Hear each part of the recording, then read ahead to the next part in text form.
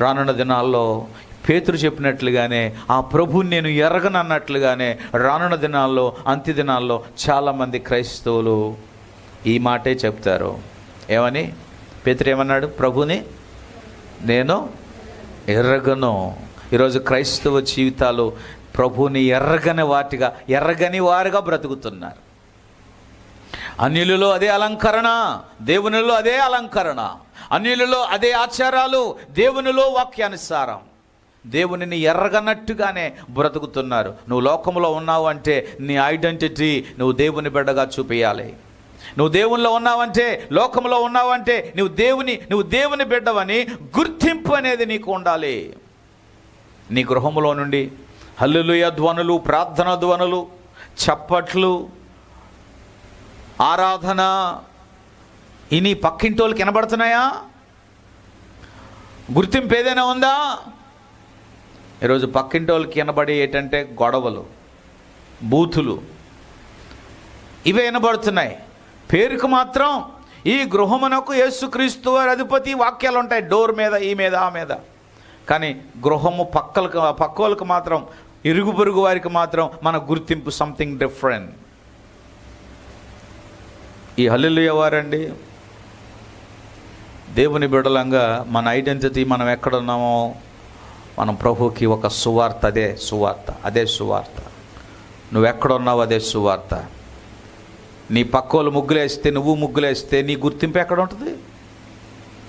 నీ పొరుగోడు బొట్లు పెట్టుకొని తిరుగుతూ ఉంటే, నువ్వు బొట్లు తిరుగుతూ ఉంటే నీ గుర్తింపు ఎక్కడుంది? నువ్వు యేసు బిడ్డవా, సైతాను బిడ్డవా?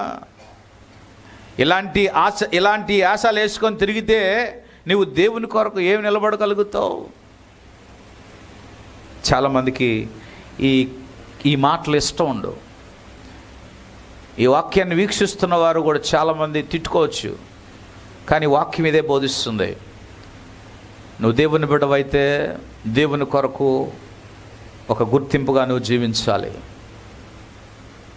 ఆయా మతాల్లో ఉన్నవారు వారు ఫలానా మతస్థులని వారు ఒక ఐడెంటిటీ వస్త్రాల ద్వారా చూపించుకుంటూ ఉంటారు. వారు చేసే భక్తి నామాల ద్వారా వారు ఫలానా వారని చూపించుకుంటారు.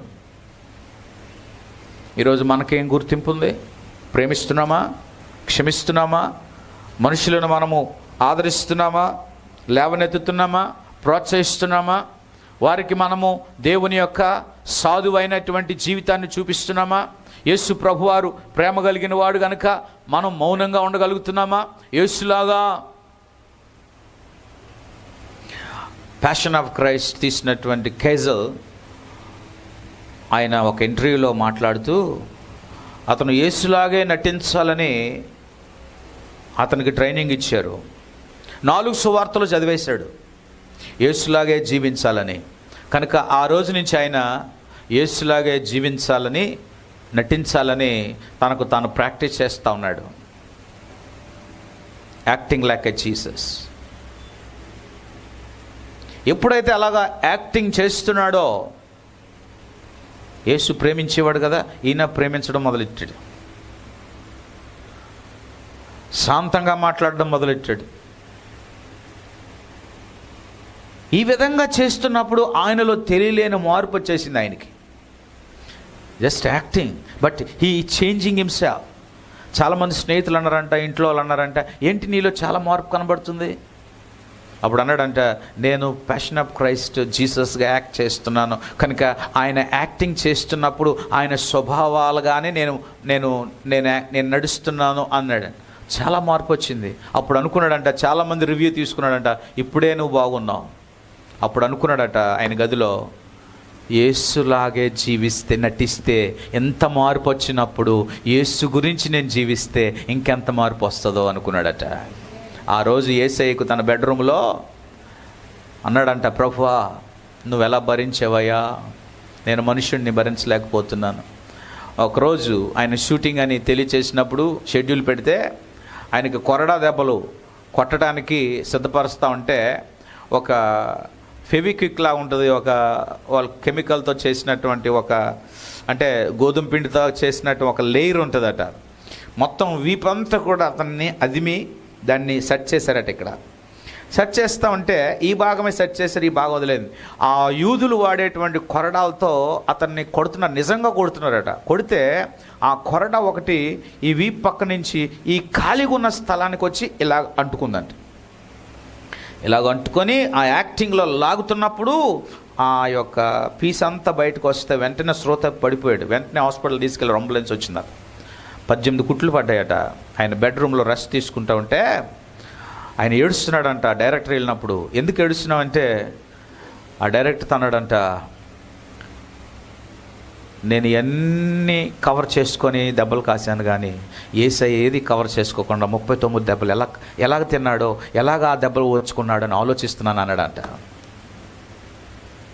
ఆ తర్వాత అన్నాడంట, ఐ సరెండర్ మై లైఫ్, నా జీవితాన్ని నేను యేసుప్రభువుకు సమర్పించుకుంటున్నా అని చెప్పి ఆ రోజు మారుమనసు పొందాడంట. బెడ్రూమ్లో 18 కుట్లు, ఎంత బాధపడ్డాడో యేసుప్రభు వారు. 39 దెబ్బలు వీపు నిండా తిన్నప్పుడు ఆయన ఎలా ఓర్చుకున్నాడో. సో యేసులాగే నటించడం ఎప్పుడైతే స్టార్ట్ చేశాడో యేసు యొక్క ఆత్మ, ఆయన స్వభావం ఆయనలోనికి వచ్చేసింది. ఇప్పుడు ఆయన ట్రూ క్రిస్టియన్ బిలీవర్గా సాక్ష్యం చెప్తున్నాడు, ఇంటర్వ్యూలు చేస్తున్నాడు. అందుకే మనము ఎప్పుడు కూడా ఎవరి వలె నటించాలి? భక్తుడైన పౌలు అంటాడు, ఐ ఇమిటేట్ క్రైస్ట్, నేను క్రీస్తును పోలి నడుచుకొనుచున్నాను. నేను క్రీస్తును పోలి నడుచుకుంటున్నాను. కలెక్టర్ ముందు నిలబడినప్పుడు, అధికారుల ముందు నిలబడినప్పుడు, లేకపోతే రోడ్డు మీద ఉన్నప్పుడు, ఎక్కడైనా సరే నీవు దేవుని బిడ్డవు కదా, నీలో క్రీస్తు స్వభావము అనేకులకు కనబడాలి కదా. అందుకే మనం ప్రాక్టీస్ చేయాలి. ప్రభువా నీవు నాలోకి రా తండ్రి, నేను నీలాగా జీవించాలి, నీలాగా మాట్లాడాలి, నీలాగా నేను క్షమించాలి, నీలాగా నేను తగ్గించుకోవాలి, నీలాగా ప్రభువా నువ్వు ఏ పాపము లేనివాడుగా నువ్వు జీవించావు, కానీ నేను కూడా పాపము కలిగిన వాడిని, ఏ పాపము లేకుండా చేయకుండా ప్రయత్నం చేయగలిగిన శక్తి నాకు కావాలి. I want to be like you. Yesu ప్రభు వలే, నీలాగే దేవుని బిడ్డలందరూ కూడా యేసు ప్రభు వలే. నిజంగా మనం నటించడం ఒక 3 రోజులు 4 రోజులు స్టార్ట్ చేస్తే ఇంట్లో గొడవలు ఉండవు. ఏదైనా సర్దుకొని తింటాం. ఉల్లిపాయ ఉన్నా పర్లేదు, పచ్చిమిరకాయ ఉన్నా పర్లేదు, గింజానం ఉన్నా పర్లేదు, సర్దుకొని తింటాం.